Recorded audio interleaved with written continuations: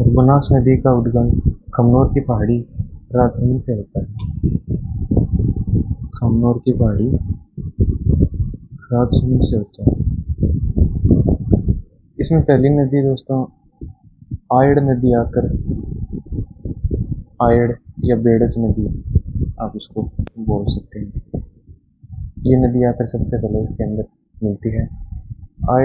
आयड़ या बेड़च नदी का उद्गम जो है गोगुंदा की पहाड़ी उदयपुर से होता है। गोगुंदा की पहाड़ी उदयपुर से होता है। इसमें क्या है दोस्तों कि यहाँ पर एक झील है। इस आयड़ या बेड़च नदी के ऊपर एक झील है जिसका नाम है उदय सागर झील। उदय सागर झील, जिसका निर्माण महाराणा उदय सिंह ने करवाया, नाम से पता चलता है। इसके इसके पहले जो है इस नदी का नाम जो है आयड़ नदी है। आयड़ नदी। और इस झील के बाद इस नदी का नाम बेड़च बेड़च हो जाता है। जो झील में पानी जो काम में आता है वो तो ठीक है, उसके बाद जो एक्स्ट्रा पानी बच जाता है वो भी एक नदी के रूप में बहता है, जो कि आगे जाके बेड़च नाम हो जाता है इस नदी का। तो ये एक राजस्थान की ऐसी झील है जो बहाव वाली झील है, तो ये भी आप याद रखना।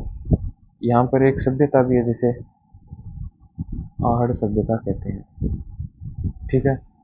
एक मध्य प्रदेश से दोस्तों एक नदी आती है जिसका नाम है मेनाल नदी। मध्य प्रदेश में दोस्तों चित्तौड़गढ़ से आती है नदी, इसका नाम है मेनाल नदी। मेनाल और बेड़च नदी मिलकर एक त्रिवेणी संगम का निर्माण करती है जिसका नाम है बिगोद, और ये भीलवाड़ा जिले में है। ये त्रिवेणी संगम भीलवाड़ा जिले में है। ठीक है। अगली नदियों की बात करें दोस्तों तो एक बिजराला गांव की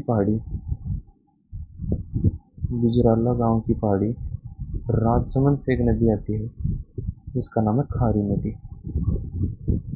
इसकी एक सहायक नदी भी है दोस्तों जिसका नाम है मानसी नदी। दोस्तों बनास में जो है एक मानसी और एक मानसी, जिसकी स्पेलिंग कुछ ऐसे है, मानसी। दो एक ही नाम की दो नदियां, इनकी स्पेलिंग थोड़ी अलग है, तो इनको आप अलग अलग ध्यान रखना। जो मानसी जो है ये खारी नदी है, खारी नदी की सहायक नदी है, और मानसी जो है ये आगे मैं आपको बताऊंगा। इसके साथ किशनगढ़ अजमेर से एक नदी आती है जिसका नाम है डाई नदी। ये डाई और खारी नदी भी एक त्रिवेणी संगम का निर्माण करती है। इस त्रिवेणी संगम का नाम है राजमहल त्रिवेणी संगम, और ये टोंक में है दोस्तों, टोंक में है। ठीक है। इसी किशनगढ़ से दो नदी और आती हैं जो कि बनास की सहायक नदियां हैं। उनमें से एक का तो नाम है आपके मानसी नदी, जो मैं आपको बता रहा था, मानसी नदी। और एक का नाम है दोस्तों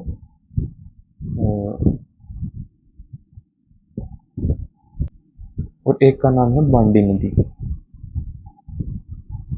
तो ये मानसी और बांडी भी एक त्रिवेणी संगम का निर्माण करती है जिसका नाम है देवधाम त्रिवेणी संगम, और ये भी आपके टोंक जिले में ही पड़ता है, देवधाम टोंक। ठीक है। फिर आगे जो दोस्तों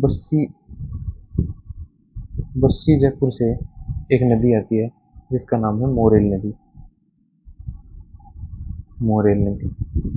इसकी एक सहायक नदी है जिसका नाम है ढूंढ नदी।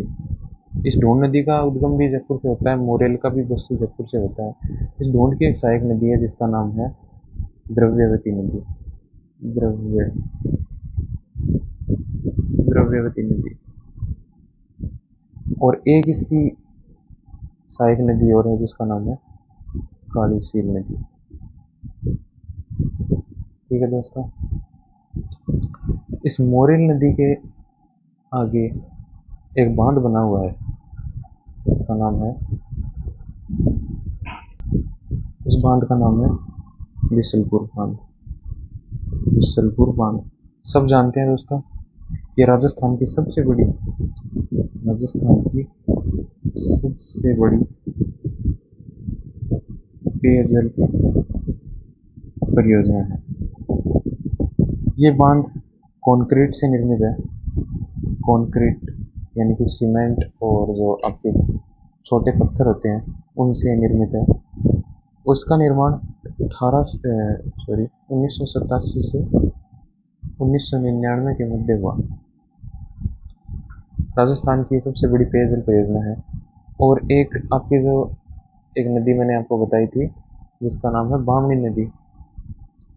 बामनी नदी जो है, बामनी नदी, ये बामनी नदी आपकी चंबल की सहायक नदी है।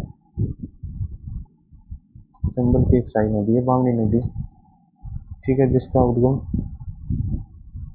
बेंगू से होता है। यहाँ से एक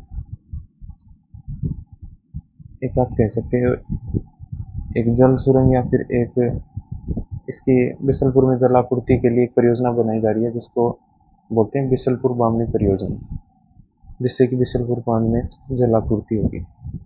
ठीक है, अगली नदी के बारे में बात करें दोस्तों, यह है कोठियारी नदी। कोठियारी नदी, ठीक है, इसका उद्गम होता है दिवेर की पहाड़ी राजसमंद। दिवेर की पहाड़ी राजसमंद से इसका उद्गम होता है। इसके ऊपर एक बांध है, इसका नाम है मेजा बांध, ठीक है। और इसके पास एक सभ्यता भी है जिसको बोलते हैं बागोर सभ्यता।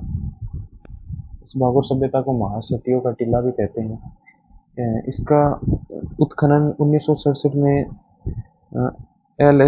डॉक्टर एल एस लेसिन ने किया। और एक आपके थे एक मिस्र थे कोई, उन्होंने इसको उत्खनन 1967 में किया था। ठीक है दोस्तों, आगे दोस्तों इस नदी के ऊपर एक त्रिवेणी संगम एक और है जो कि चंबल और सीप नदी के साथ है।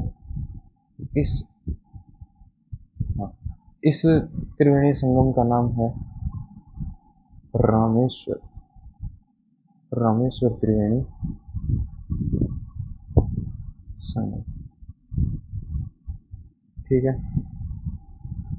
ये कुछ बातें थी दोस्तों बनास नदी के बारे में।